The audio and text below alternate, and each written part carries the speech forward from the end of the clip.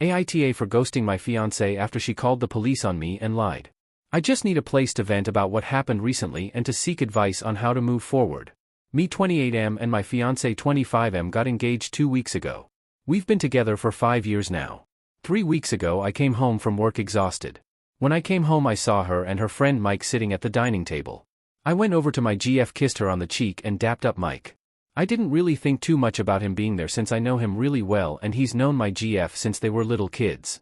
I just asked him if he wanted a beer or something, but he refused, stating that he was here to talk to me.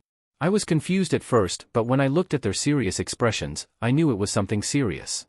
I grabbed a beer from the fridge and sat at the table as well. They started talking about how close me and Mike were getting over the last few years and stuff. I just sat there flabbergasted. I didn't understand what they were trying to get at. I think me and Mike were sort of social buddies. If we were both attending the same social gathering, of course I'd hang out with him, but I never really hung out with him alone or made separate plans with him. I just told them to stop rambling and to get to the point. I was exhausted and really didn't want to beat around the bush any longer. My girlfriend asked me if it was okay if Mike could stay over for a few weeks since he recently got fired and evicted from his place. I told them of course he could stay as long as he didn't make a mess and contributed to the household, like taking out the trash, etc. He got up and gave me a tight hug and thanked me. Little did I know this man was a filthy alcoholic. The first week things weren't that bad. He just kept to himself, did the chores I asked of him, and it was fun having someone in the house to watch basketball with. After that first week things took a massive turn. I started seeing empty beer cans everywhere, his dirty socks stuffed into our couch and stuff.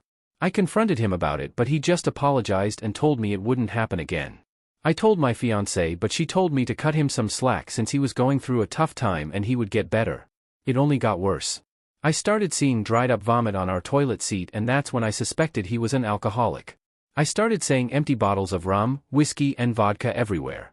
I kept mentioning it to him, but he always gave the same response as before. My fiancé couldn't less either, and that pissed me off even more. 5 days ago I came home from work and my apartment reeked of alcohol. I just lost it. I stormed up to the guest room and found him drinking beer on the bed. I just went off on him. My girlfriend came over and tried to calm me down. But I didn't budge. I told him he has 2 days to clean my apartment and to get out, otherwise I was going to call the cops on him. I guess he didn't like what I said one bit. He just got off the bed and charged at me. All I remember is him ramming me into the wall behind me and me hitting my head against a sharp object. The next thing I know I see an officer pointing a flashlight at my face. I asked him where Mike was and he told me he was in a safe place where I couldn't hurt him. He and another cop grabbed me off the floor and dragged me outside. I saw my girlfriend and Mike talking to a cop. At this point I'm fading in and out of consciousness. When she looked at me being escorted down the stairs like some rag doll, I wanted to tell her something, but my head just hurt too bad to form any sentence.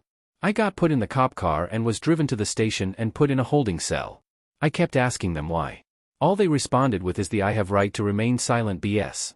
I remember just sitting in the jail cell with my head feeling like it was going to explode any second while trying to make sense of what just happened. I remember dozing off and at some point and being woken up by a cop. He told me I was lucky they didn't press charges on me and I was free to leave. My headache felt much better at this point, so I could actually form sentences. I asked him to explain to me what happened.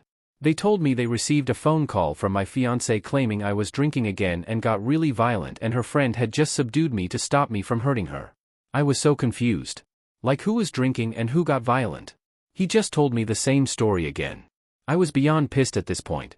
As soon as I got my phone back, I texted my dad to come pick me up and to drive me to my apartment. He tried to pose questions as to why I spent the night in jail and I just told him to drive me home. I'll explain later.